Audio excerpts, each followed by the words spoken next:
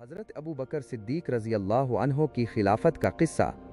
نبی اکرم صلی اللہ علیہ وسلم کی وفات کے بعد مدینہ منورہ میں مسلمانوں کے لیے ایک مشکل وقت تھا۔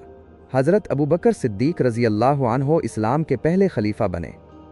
وہ رسول اللہ صلی اللہ علیہ وسلم کے سب سے قریبی دوست اور محبوب صحابی تھے۔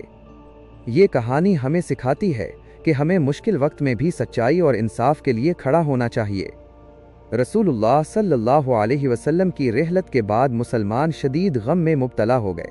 کچھ لوگ یہ ماننے کو تیار نہیں تھے کہ نبی اکرم صلی اللہ علیہ وسلم دنیا سے رخصت ہو چکے ہیں۔ کچھ قبائل نے اسلام سے منہ موڑنے کی کوشش کی اور کہا کہ ہم مزید زکوٰۃ ادا نہیں کریں گے۔ مدینہ سے باہر بعض افراد نے خود کو نبی قرار دیا۔ اس افراتفری کے درمیان مسلمانوں نے ایک رہنما کا انتخاب کیا۔ حضرت ابو بکر رضی اللہ عنہ کو خلیفہ بنایا گیا، کیونکہ وہ نبی صلی اللہ علیہ وسلم کے پسندیدہ صحابی تھے اور دین کا گہرا علم رکھتے تھے۔ حضرت ابو بکر رضی اللہ عنہ نے مسجد میں کھڑے ہو کر فرمایا، مجھے تم پر خلیفہ مقرر کیا گیا ہے، حالانکہ میں تم میں سب سے بہتر نہیں ہوں۔ اگر میں درست کام کروں تو میری مدد کرو، اور اگر غلطی کروں تو مجھے سیدھا کرو۔ میں قرآن و سنت پر عمل کروں گا۔ انہوں نے سب سے پہلے ان قبائل کے خلاف کارروائی کی جو زکوٰۃ ادا کرنے سے انکار کر رہے تھے۔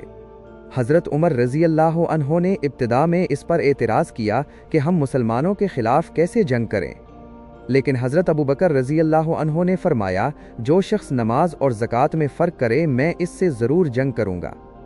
اس کے بعد حضرت خالد بن ولید رضی اللہ عنہ کو لشکر کے ساتھ روانہ کیا گیا۔ ان جنگوں کو جنگ ارتداد کہا جاتا ہے۔ مسلمان ان فتنوں پر غالب آ گئے۔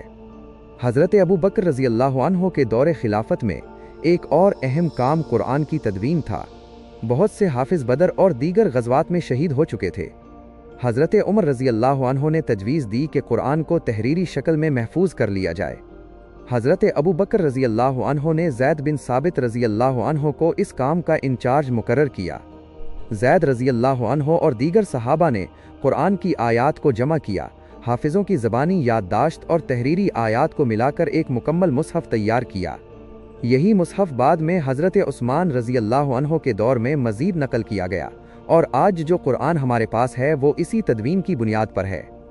حضرت ابو بکر رضی اللہ عنہ کے زمانے میں مسلمانوں نے فارس اور روم کے خلاف جنگوں کا آغاز کیا۔ حضرت خالد بن ولید رضی اللہ عنہ نے عراق کے کئی علاقوں کو فتح کیا۔ شام میں مسلمانوں نے رومیوں کے خلاف کامیاب جنگیں لڑیں۔ حضرت ابو بکر رضی اللہ عنہ کی خلافت تقریباً 2 سال 3 ماہ تک قائم رہی۔ جب وہ بیمار ہوئے تو انہوں نے حضرت عمر رضی اللہ عنہ کو خلیفہ نامزد فرمایا اور مسلمانوں نے ان کی بیعت کی۔ حضرت ابو بکر رضی اللہ عنہ کی وفات مدینہ منورہ میں ہوئی اور انہیں مسجد نبوی میں رسول اللہ صلی اللہ علیہ وسلم کے پہلو میں دفن کیا گیا۔ ان کی خلافت نے اسلام کو ایک مضبوط بنیاد فراہم کی۔ وہ مہربان، سچے اور نبی صلی اللہ علیہ وسلم کے محبوب صحابی تھے۔ یہ کہانی ہمیں سکھاتی ہے کہ قیادت کا مطلب اللہ کی راہ میں حق کے لیے لڑنا، عدل قائم کرنا اور امت کی رہنمائی کرنا ہے۔